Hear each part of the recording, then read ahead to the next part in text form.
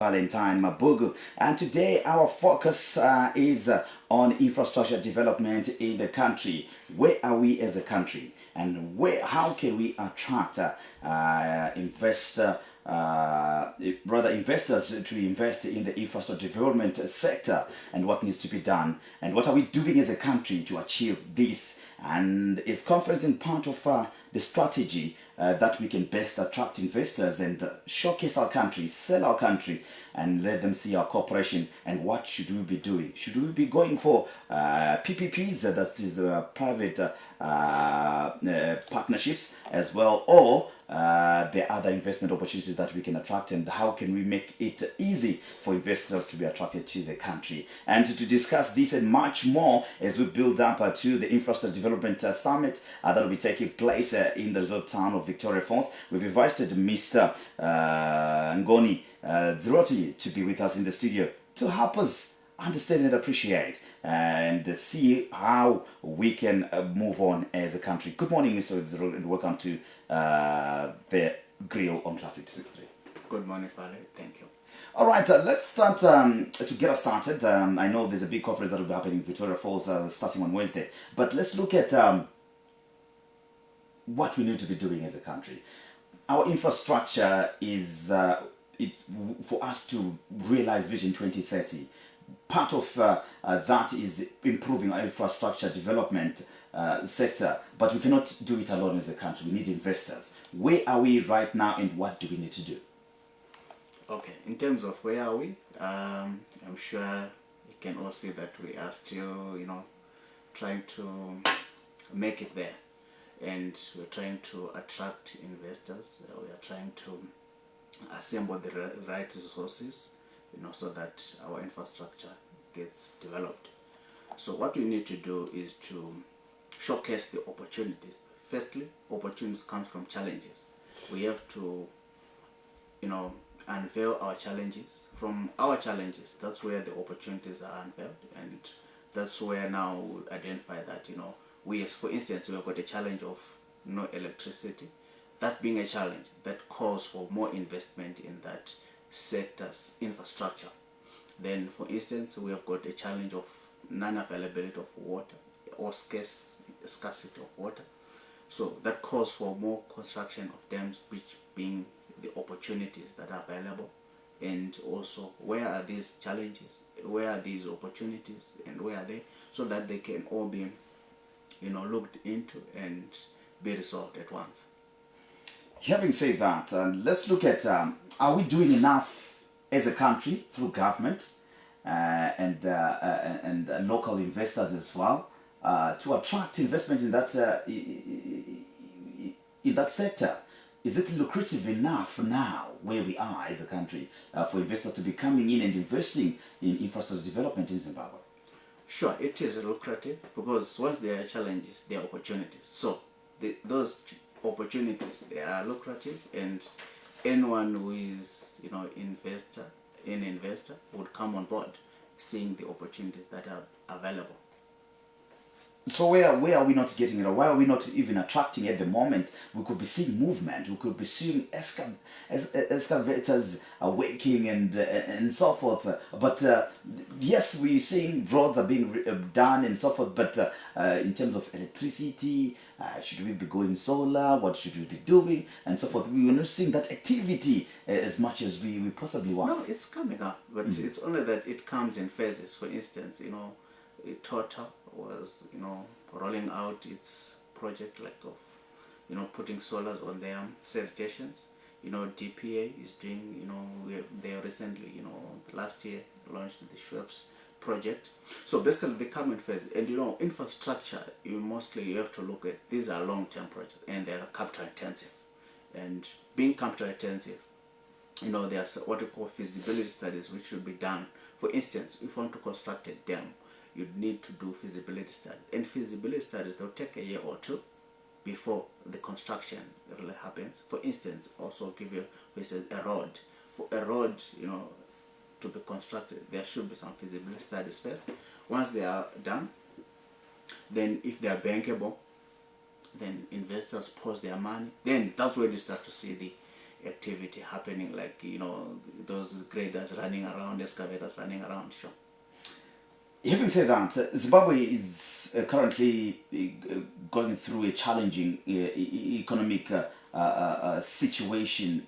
How much of an impact does it have as well in attracting investment into the sector as well, and making sure that there's also investment in that field? Yeah, like I said, economic challenges, they pose as an opportunity. We are, will always, say, oh, challenge, if you face challenge, then you start to cry and so forth. But challenges are opportunities. And those opportunities, they're the ones which attract investors. So in terms of, where are we in terms of attracting more? So we have to unveil those opportunities to the investors so that they come on board. How do we do so? Okay, for instance, because we want to know how can we attract investment. How can we attract investors? For instance, like Global Renaissance is hosting this infrastructure summit in Vicforce, where those challenges and opportunities are unveiled to the investors so that they understand what's on the ground and how they can come on board. And also the financing, how we can finance those projects that need funding. So what we have to do is to make noise. For instance, I'll give you a good example for Rwanda. How Rwanda is developing. How Rwanda is developing is because they are making noise about their country, a positive noise actually for that matter, which would attract investors to their country. That's the same we should try to apply as Zimbabwe.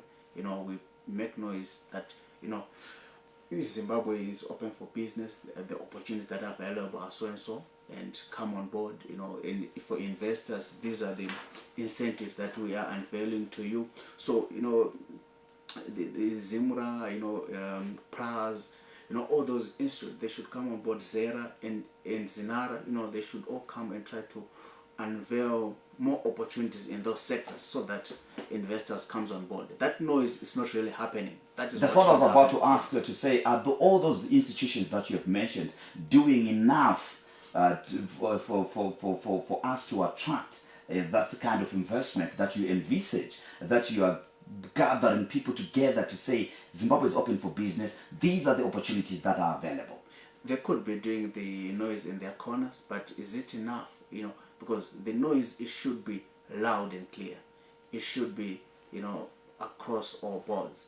And that we have been not seeing much. And hence this conference is another platform which will try to make noise about those opportunities. But is conferencing really something that does bring investors, or it will be having lunches, teas and touring, and that's it, and it ends there? Because most people have been saying we Zimbabweans, we love to have a sit down quite a lot without much action happening on the ground. We enjoy having these sit downs, bringing up these brilliant ideas, and then when it comes to implementation, we are found slacking. You know what? I'll tell you, for any good thing to happen, it starts with conversation. It starts with an engagement, and that creates synergies, and that creates more engagement as well. So conferences are very key to any economic development, because that's the platform where, like I said, the challenges are shared, and also the investors would have an in-depth look of those opportunities, and also they'll create synergies with the right people, because the people who come to the conference, they are the right people. They are the people with the mindset of developing. They want to understand, like for instance, from the policy level, what's the policy level, from the partners in those countries, what do they expect, how are they currently doing, how can they come and get assisted in terms of financial help. So these platforms, they are very important and they're very key, because that's where it begins. That's the beginning of good things. This is The Grill right on Classic. This is 3. Let's hit the tills and pay the rent, and we'll be back after these messages as we continue talking about infrastructure development in Zimbabwe. What can we do? Which way should we be moving? And how can we attract investment? And of course, the biggest question is conferencing the best way to go about it. Remember, you can be part of this conversation. You can get in touch with us on our WhatsApp platform 0719-498-651. Come in with your contributions. Let's get talking about that as well as we converse and look to build Zimbabwe as well.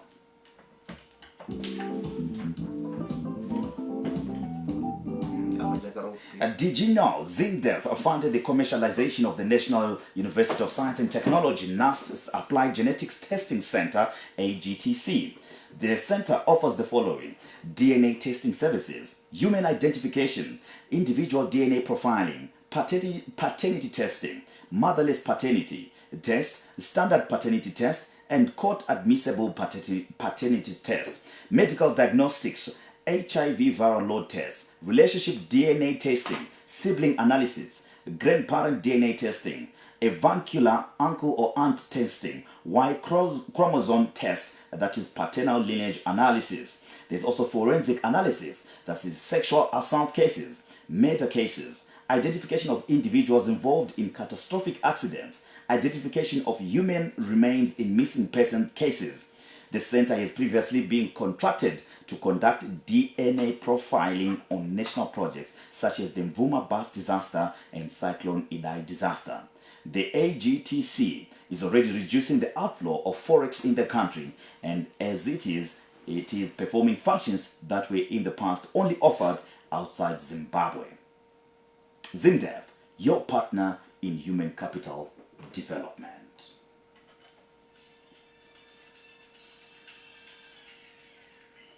Are the earliest form of trade known to mankind, a symbol of wealth, wisdom, and growth. They represent safely invested assets and play an integral role in creating cultural ties. Like the creation of a beaded masterpiece, the Zimbabwe International Trade Fair facilitates the beading of a strong global network of international trading partners and value chain players. Be a part of profitable discussions to enhance your business growth strategies and competitiveness by exposing them to the latest innovations, technologies, and trends on Spotlight at the ZITF 2020, taking place from 21 to 25 April. For all this and more, contact us on 029-288-4911 up to 6 or register to participate via our website www.zitf.co.zw. ZITF 2020. Augmenting trade and investment towards a shared economic vision. Welcome back to The Grill, where today we're hosting Mr. Ngolidzi Roti with us in the studio as we talk about infrastructure development in Zimbabwe.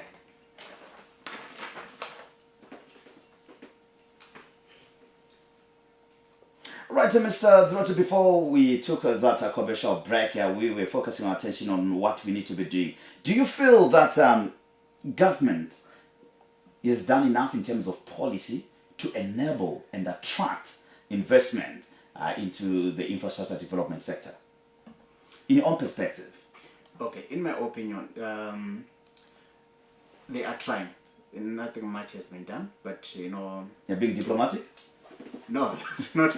But I'm being honest. Okay. Yeah, coming from where we were, you know, with old dispensation, you know, things like there are lots of unfavorable policies like the indigenization policy, which has been repealed, which is a plus, you know, and you know more needs to be done. Not only that, in terms of also now, you know, the issue of, you know, financial stableness, you know, and I'm sure now there's much call about, you know, should we re-dollarize, de-dollarize, you know, should it continue, you know, such talk, and if a solution is found to that, you know, so many reforms needs to be done, and there's so many, you know, things which are yet to be done. There's also one sector that we always forget when we talk about investors coming in. Yeah. We always talk about FDIs and so forth, but we always forget the local investor. Yeah. Do you feel they have the capacity? And do you feel also they have the zeal and energy to take up some of these projects? And are they being given equal opportunities as those foreign investors as well to help in the investment of in infrastructure development? Sure.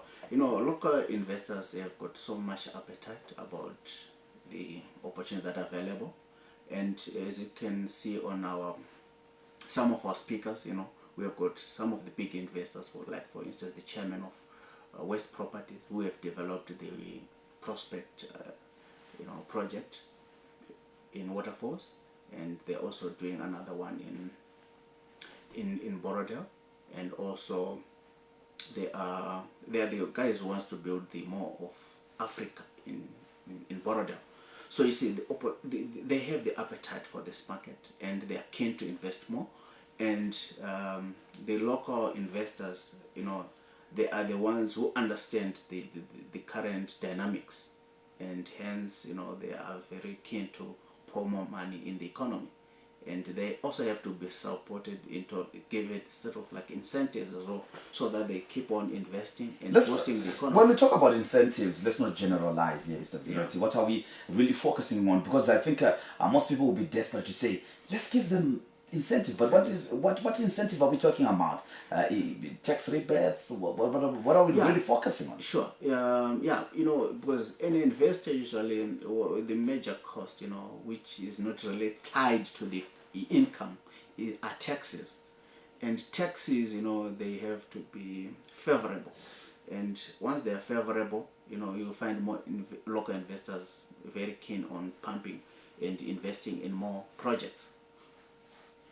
0242-49651 or 0242-49631. Those are the two numbers you can call in and in your contribution and be part of this conversation that we're having right here on The Grill as we look at infrastructure development. Are we doing enough as a country? What do we need to be doing? And is there supportive government policies to attract investment? And also looking at, is conferencing really necessary or the starting point to attract investors as we try to woo them into investing in the country? 0719498651. Okay, let's take this one. Which says, good morning, Val.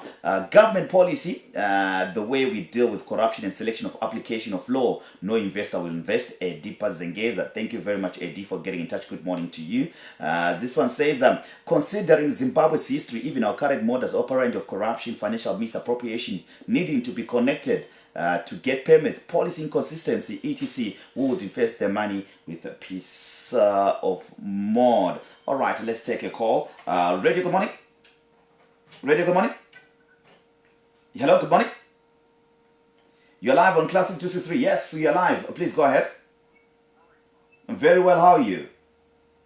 Yeah, I think there are some things that are missing there.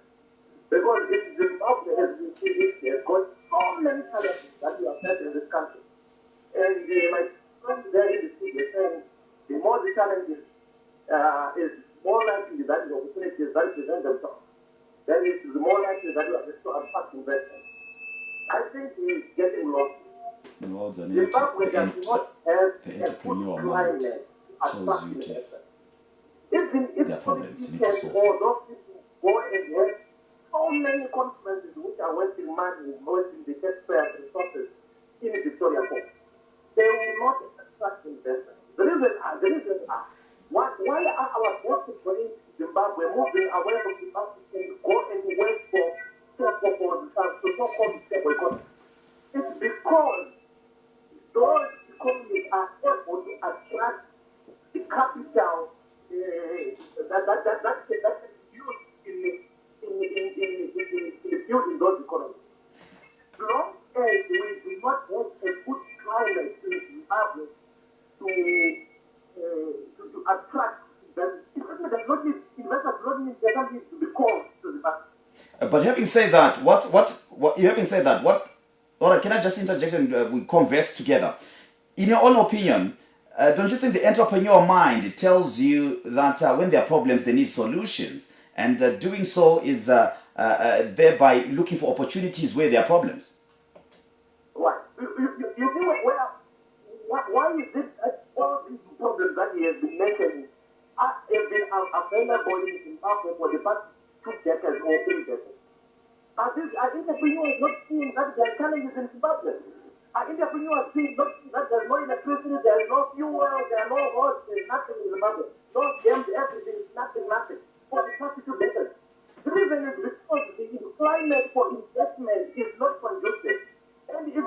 where they contribute the environment for investors in Zimbabwe, why are investors in Zimbabwe anyway? All right. That is talking about is going to the useless conference because you could investors know the reason why they are not coming to Zimbabwe. And even if they are going to have their conference on the moon, no investor will come to Zimbabwe. All right. And our own people in Zimbabwe should be able to invest in Zimbabwe. All right. Thank you very much for that contribution. Quite a lengthy one, but valid one. Yes, talking about the issue we were touching on as well that you responded to say, do you feel that with the current situation in the country, this is just a gathering that won't really, be fulfilling or beneficial, or that will have itself after pregnant with good results? Sure, it will be, because investors, they want to understand the market. How do they understand the market? They understand by conversing with the people in the market, and this is such a platform that offers that opportunity, and also to understand from policy level, policy makers. We've got Minister of Transport has come in, infrastructure development is one of the keynote speakers. Minister of Energy, we've got Minister of Tourism. They're going to share the policies that they're implementing in their various sectors, which will draw investors in those sectors, and also to try to understand from investors what they really want, so that they can also accommodate their concerns. All right, 0242498651. All right, good morning. We have a currency which is not known outside our borders. Bond notes which we use for buying fuel, electricity, surfacing of roads, drugs, etc. How bond notes help to bring these goods and services into the country? Does excess supplies, which our Honorable Minister of Finance claims to have, can renovate our stadiums, portals, mill, fuel, etc.? Some of us can't afford a bag of cement, doors, etc.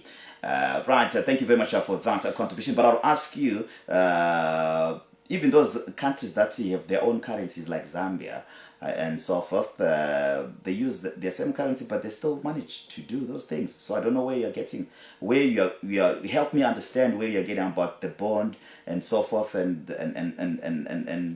everything else in between, because we don't use kwachas. Kwachas are not even used beyond our borders. They're only used in Zambia as well. Yeah. But 0719498651.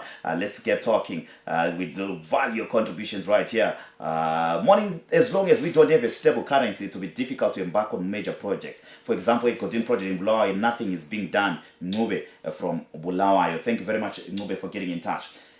The issue to do with stable currency and how you explain to investors for them to say, this is what we are offering, and this is what is on the ground, this is what is happening in Zimbabwe, and these are the opportunities that are there, these are the problems that are there, and how can you make yourself fit into that investment? Is it part of the conversation as well? Sure. We have got a financial issue, models and schemes that should be implemented by the nation, and also what the policymakers should do. In terms of, I heard the previous caller was talking about, if we don't have, if our currency is not stable, investors will not come on board. Not necessarily. Yes, it's one of the factors that investors look at, but for projects, they look at the long term, because infrastructure is a long term and the rewards are a long term, not immediately. So in the long term, given the reforms that are being implemented, the currency will stabilize. That's why now we see the project by the Russians now kickstarting in Zimba, the platinum project, and also the project, the Gormons one, the lithium project, they are starting to roll on, and also the other one which will be happening in Matabeleland for the oil and gas exploration. So because the investors, those are the investors, and the investors, like I told you, they come on board given the opportunities and the challenges, so that they solve the challenges. And that's why they don't really look at the current, they look at the long term, because those projects are long term. In the next 10 to 15 years, the results will start to come in, and also the currency by then, I'll tell you, in the next 5 years, the currency issue would have stabilized given the increase in the economic activity. And these projects, they're going to stabilize the current situation, because they're going to create more employment, and more employment means more money, and having more money in disposable income. That would mean the growth of GDP. That would enable the economy to focus on other exportable things, to generate the foreign currency, and that to, in the end of the day, stabilize the current situation that we are facing. 0719498651, that is our WhatsApp number. You can get in touch or call us on 0242498651 or 0242498631. Let's go back to our messages. This one says, indeed, engaging, conversing, opening up for networking and networks, revealing your stand and road to the world with boldness is the bedrock of active participation and development, which is what the Second Republic has done and is doing, which the First Republic was too embarrassed to and unpragmatic to follow in order to realize the country's economic ideals. 0719498651. 0719498651 is the number you can get in touch with us right here on Classic 263. Get in touch. Let's get talking as we look at investor. And this one says an investor requires a return that is competitive. Any situation that does not afford this important factor will scare the investor.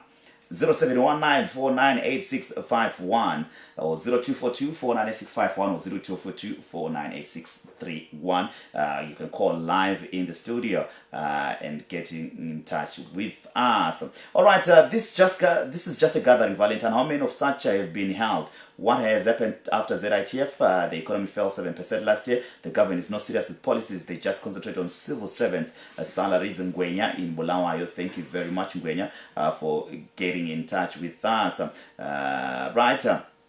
Yeah, this one says, we are not... okay, this one says, good morning. For infrastructure development to take place, the starting point is government policy. Second, current stability. Even if we make noise about our country, when we don't have the above, nothing will come our way. We are not being supported as local investors. For example, we made applications for commercial stays in East Caledonia in 2015 and only to be called for interview in 2017. Just imagine, from 2017 up to now, no one has replied to. Please start to support a local people through small. There are some of the contributions coming through from our listeners. Sure. I'm sure, there is a process that they're doing, and I'm sure, processes in the previous dispensation, they were very cumbersome and at times yield no much result. For instance, I remember that was when the NRZ awarded a tender to a competitive supplier, and in the new dispensation it was reviewed and found that this supplier couldn't do much. So basically those are some of the challenges that were there, and which are being panel beated so that they suit the current government's objectives. All right, 0242-498-651, 0242-498-651. Currency, political, policy consistency, economic stability, elephants in the room, conferences to solve that, policies and raw clarity. But as people that always, work in terms of bringing in and saying and opening up the doors to investors to come and explore in Zimbabwe through conferences, do you feel that you are doing enough to also lobby government in terms of policy formulation, in terms of coming up with policies that are attracting investors and what investors are saying? Do you feed back to government to say, this is what investors are saying, yes, this is what you ought to be doing? Yes. Is this part of the role that you also bring in to say you are helping government see the light, so to speak, in terms of what people are really mentioning? Because all the messages that are coming through, they're pointing on the same issues. Sure. I'm sure, at the conference, the government officials will be available, will be in attendance, and they will be hearing, it from the horse's mouth rather than through, other platforms, and which is key. And from there, they'll start to formulate, the right policies. So this is the platform that brings, all the key stakeholders under one roof, and discuss and formulate the right policies and share more notes on how we can promote investment in the nation. All right, let's take more messages. 0719498651. 0719498651. Good morning. The removal of multi-currency system is paralyzing and discouraging FDI. As long as there is no stability and predictability in the currency, there will be less commitment. How do you inject hard currency into the economy converted at interbank rates, yet material and plant hire is at black market rates? The return in the form of, for example, rentals will be in Zimbabwe dollars, whose value is not very stable. Finance Minister, please resuscitate export quality producing industries so that there is demand for the Zimbabwe dollar, thus making it internationally recognized. Investors will then be more confident in investing infrastructure development. Thank you very much for that contribution. That is Tando in Bulawayo. Right, this one says, these conferences are, SACAT countries have finished a road that will pass Zim because of lack of investment in infrastructure. That is lost revenue. We are not serious. These conferences are required because besides going to conferences and meetings and getting per diems, this government will do nothing less than do what they are good at. 0719498651. Conferences are the best way to kickstart the country and move on in terms of attracting investment. Let's keep at it. Good morning. Our economy situation is totally a turn off to investors. Thank you very much for getting in touch. This one says, all right, this one says, good morning. Interesting conversation on investment in the country. What happened to the previous investment with local and international visitors who were operating in the country? The ease of doing business policies is still not opening up both investors. It is still clouded in corruption, scaring away both investors from Nobet Dube in Bulawayo. The ease of doing business, is it another area of focus that is paramount as well? And have you been lobbying government as well to look into that as well? Sure. The new legislation which has come into play, the ZIDA, it's a key one. I'll give you a good example. I was in Rwanda. In Rwanda, under the Rwanda Development Board, that's where everything is done. And everything is done under one roof. And I'll tell you what, the ease of doing business in Rwanda, it's easy. It's just you walk in and you walk out with everything.